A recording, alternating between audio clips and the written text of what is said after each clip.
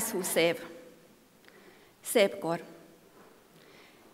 És hol lehet a vége?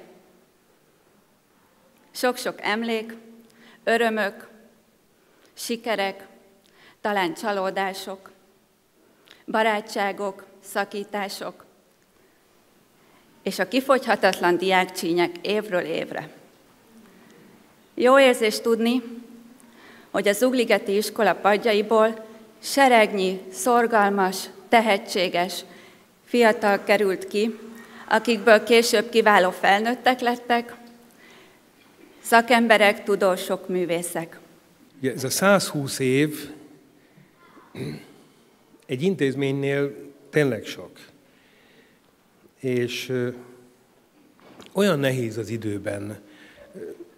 időben úgy elképzelni magunkat, a helyünket. Ezek az intézmények, a történelmünk, a hőseink adják nekünk a kapaszkodókat a múltba. Olyan kevés ilyen kapaszkodónk van, és becsüljük meg azt, ami adatik, hogy egy ilyen patinás, szép nagyapánk, a gyük nagyapánk korábban indult intézménybe járható.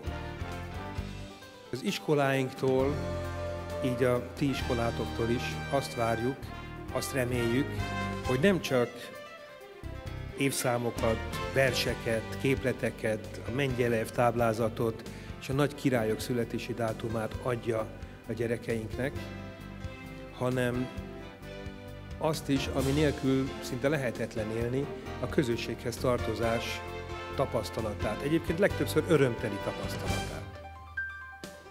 Mert csak az a gyerek tudja meg igazán, hogy mi az a kitartás, a részvét, a gyenge segítése, a szolidaritás, a szeretet, a barátság, aki közösségben nevelődik. És az iskola ilyen szempontból pótolhatatlan.